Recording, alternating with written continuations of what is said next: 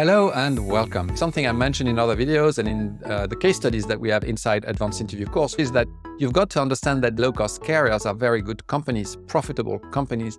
And the first thing you want a company to be is profitable. Now, at the time of this recording, the COVID still has an impact on the balance sheet of low-cost airlines.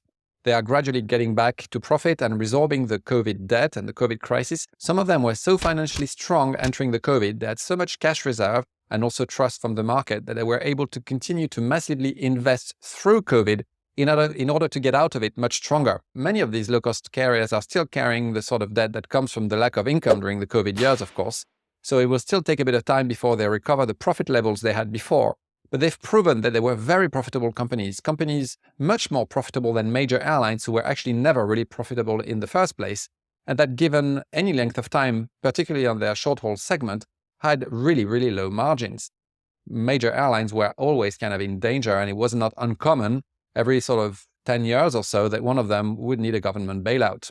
Low-cost airlines saw an opportunity there and took it. Thanks to a much more simple infrastructure linked to a clear mission, they decided to just do point-to-point and to go about it in a very simple way. No connecting flights, no cargo, no mail, nothing else that would mean any complexity that could hinder efficiency. They don't superimpose passengers who do point-to-point with connecting passengers with cargo that goes from one place of the globe to the other. It's just much more simple. It's a much more simple operation that has only one goal: to bring a passenger from point A to point B in the most efficient, cheapest way for the customer, but still tons of profit. Of course, they were also smart with costs. It's a low-cost airline, so they had cheaper operating costs, a more flatter management structure. They also paid attention to their hiring salaries, which were lower than major airlines because major airlines had inherited overinflated wages from years of common practice and a disconnection to what a fair wage should be, for instance, for cabin crew, but also recognizing that it's not just about pay, it's also about flexibility and stability.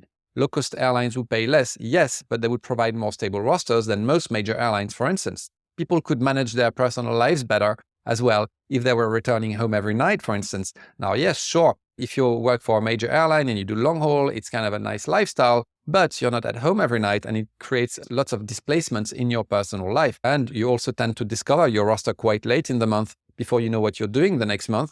But some low-cost airlines have very stable rosters that you can sort of plan your life ahead over the next few months quite well. And that is something that for most people is quite easy to manage and quite nice, to be honest. So all this was very smart, and it showed how much they listened. They paid attention to business inconsistencies in their competitors. They paid attention to customer needs and the customer really what they wanted. They just wanted to go from point A to point B direct and for less money so that they can afford to do it and to do it as a family, really. And they also listened to the actual needs of employees who said, yes, we want a fair wage, but we also want flexibility and we want to be able to manage our life around the airline and not the opposite way around. Because let me tell you that when you are an airline employee, you work untimely hours, you're often not here at weekends and you miss holidays. So not knowing your roster until the 20th of the month can be quite disparaging. And over the long term, as you get older and you have family commitments, it's quite tough. Low-cost airlines were smart about that, about listening as well, and about managing the cost of the wages as a result. And they were also smart by using contractors in some cases and not just employees on a wage. So low-cost Irish airline did that a lot, and it allowed them to have a flexible workforce that typically during COVID, they were just let go, which is sad for the contractors. But as an airline, as a company, it was the right thing to do. And they had some people on a wage and they had some people who were contractors, and they kind of found a balance that worked well for them as a company, right? If you see how they were so ambitious with their business model, but as well so careful in the way they went about it. So they really are excellent companies that are here to stay. And if they are here to stay, if you're in employment with them, it means that you're likely to have an employment for a long time with them, which is something important. So all of this knowledge of why these companies are so excellent should make you motivated to join them. And that's something that should shine in your cover letter as well, that you're excited to join a profitable company, a company that has shown that they have a strong business model and are here to stay. Now, to a major airline, you'll say something different, that you're proud and excited to join an airline that has such history and mission to connect passengers from all over the world, that offer long haul and short haul and a great career opportunity with lots of variety.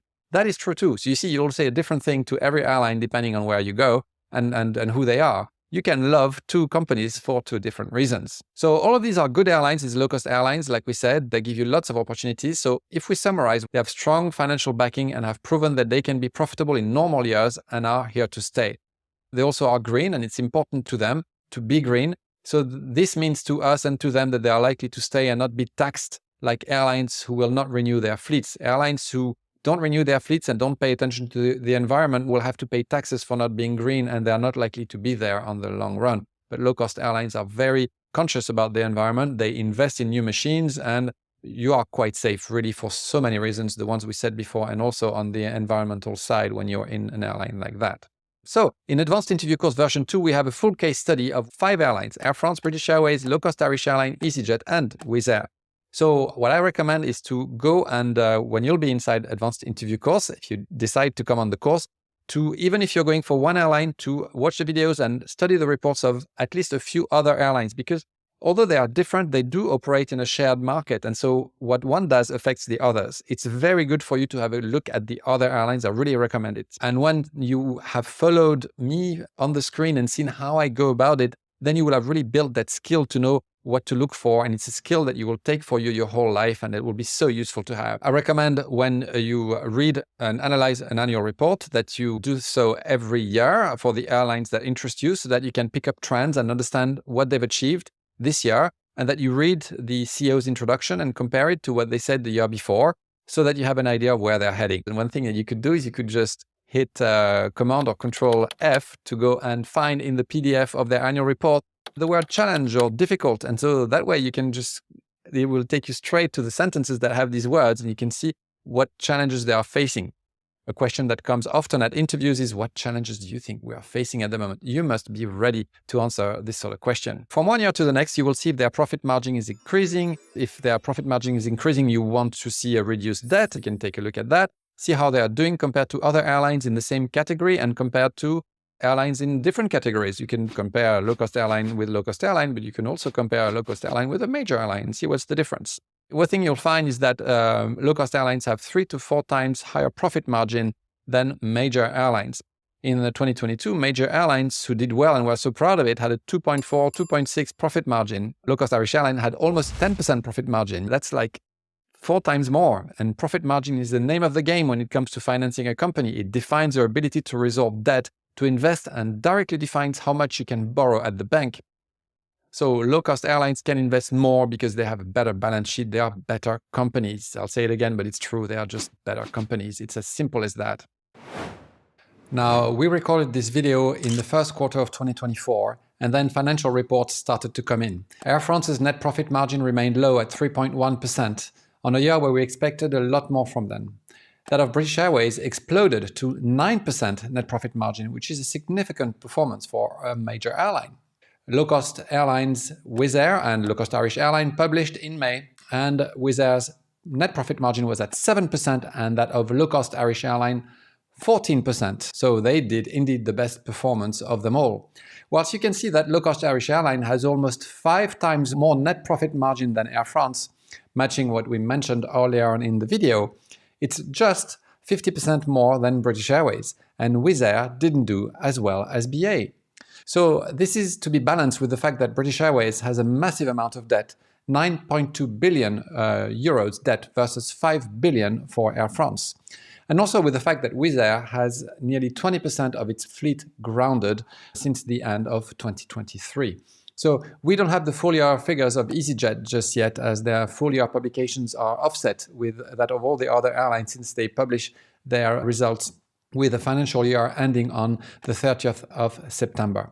Nevertheless, low-cost airlines remain, and even if there can be exceptions in both camps, better companies as major airlines, and our opinion on that doesn't vary, as they just don't carry the weight of the past and have a less complex operation with cost control as part of their DNA. And yes, there are exceptions, and this year BA's performance was amazing, and that of low-cost Irish Airline was amazing too.